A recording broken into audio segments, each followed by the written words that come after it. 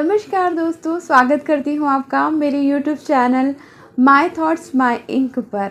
आप सभी को गणेश चतुर्थी की हार्दिक हार्दिक शुभकामनाएं।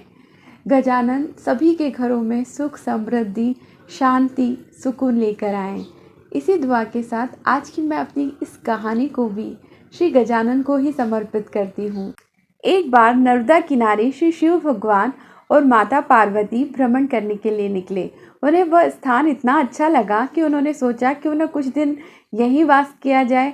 तो उन दोनों ने अपने मनोरंजन के लिए चौसर खेलने का सोचा। जब उन्होंने चौसर खेलने का सोचा तो उन्होंने सोचा कि हम दोनों की हार और जीत का फैसला कौन करेगा, क्योंकि हम में से कोई एक ये फैसला करेगा तो पक्षपात का आरोप लगने की संभावना है। तो शिव जी ने नीचे से 2-3 तिनके उठाए और उनको एक छोटे से पुतले का रूप देकर अभिमंत्रित कर दिया। वहाँ पर वो एक बालक के रूप में प्रकट हो गया। उसने कहा, प्रभु क्या आज्ञा है? तो शिव जी ने कहा कि हम दोनों चौसर खेल रहे हैं और तुम्हें आखिरी में ये बताना होगा कि कौन जीता और कौन हारा, पूर्ण तरीके से निष्पक्ष रहकर। उसने मंजूर कर लिया। अब देवी माँ और शिव भगवान में 3 बार चौसर का खेल खेला गया और ये सौभाग्य से तीनों ही बार देवी माँ जीत गई। जब शिव जी ने उस बालक से पूछा कि बताओ पुत्र, कौन जीता और कौन हारा, उस बालक ने कहा कि मेरे भोलेनाथ जीते हैं। ये सुनकर माता पार्वती बहुत क्रोधित हो गई। उन्हें बहुत गुस्सा आया और उन्होंने उस बालक को श्राप दे दिया कि रे मूर्ख, तुझे दिखाई नहीं देता कि मैं जीती हूँ?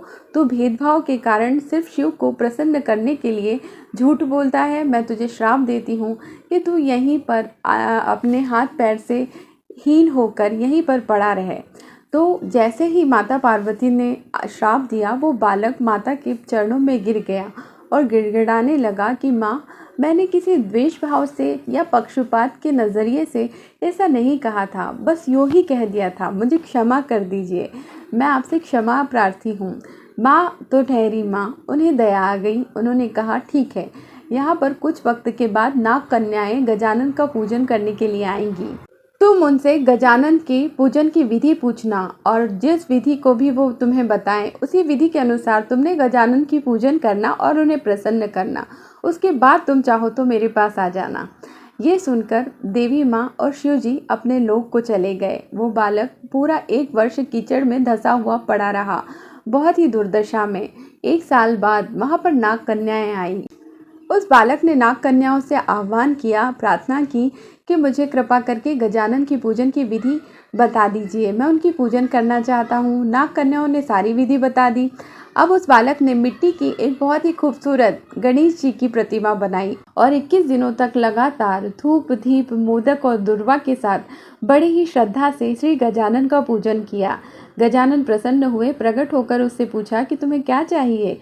उस बालक ने कहा कि मैं पूर्ण रूप से स्वस्थ और प्रसन्न होकर अपने लोक पर्वत पर जाना चाहता हूँ जहाँ शिव और पार्वती हैं। मैं उनके चरणों में स्थान प्राप्त करना चाहता हूँ। गजानन ने तथास्तु कह दिया। वो बालक स्वस्थ हो गया और पैदल ही पर्वत पर चला गया। अब वहाँ पर जाकर शिव जी बड़े प्रसन्न हुए उसे स्वस्थ देखकर। उन्होंने पूछा कि पुत्र, तुम पे देवी का श्राप कैसे खत्म हो गया और तुम फिर से स्वस्थ कैसे हो गए? उस बालक ने कहा कि मैंने 21 दिन तक श्री गजानन की मिट्टी की मूर्ति बनाकर उनकी पूजन और अर्चना की है, धूप दीप दुर्वा मोदक के लड्डुओं के साथ। शिव जी बड़े प्रसन्न हुए। ये सुनकर शिव के मन में ख्याल आया कि उस दिन के बाद से ही देवी पार्वती मुझसे रुष्ट हैं, तो क्यों ना मैं उन्हें मनाने के लिए गजानन की स्थापना करके उनकी पूजन करूं। श्री शिव भगवान ने भी गजानन की एक मिट्टी की मूर्ति बनाई और उन्हें 21 दिन तक धूप दीप दुर्वा मोदक से भोग लगाकर बड़ी ही श्रद्धा से पूजा अर्चना करके उनकी पूजन की और गजानन को प्रसन्न कर लिया। गजानन ने शिव जी को मनचाहा वर दिया, जिससे श्री माता पार्वती जो उनसे रुष्ट हो गई थी वो उन्हें पर पुनः प्रसन्न हो गई और भगवान भोलेनाथ से बात करने लगी और उनके साथ विराजित होने लगी। अब माता ने पार्वती ने कहा कि भगवान, मैं तो आपसे बहुत रुष्ट थी, आपने मुझे कैसे मना लिया? शिव जी ने वही विधि और वही पूजन माता पार्वती को बताई। माता पार्वती के मन में भी एक इच्छा थी कि वो भगवान कार्तिकेय जी से मिलना चाहती थी, पर मिल नहीं पा रही थी। तो उन्होंने भी मिट्टी की गजानन की मूर्ति बनाई और 21 दिन तक धूप दीप दुर्वा और मोदक से बड़ी ही प्रेम से गजानन का पूजन किया। इस तरीके से उनका पूजन भी रंग लाया और गजानन की कृपा से उनका कार्तिकेय जी से मिलन हो गया। देवी माँ बड़ी ही प्रसन्न हो गई।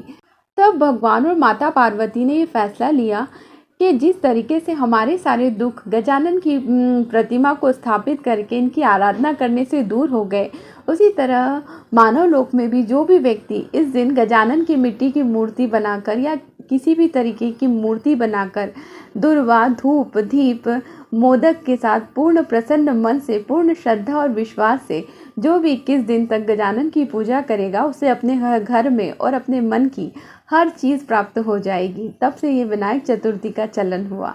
हर व्यक्ति अपने घर में गजानन को बड़ी ही श्रद्धा और भाव से लेकर आता है और जिसकी जो भी मनोकामना होती है वो मनोकामना अवश्य पूर्ण होती है।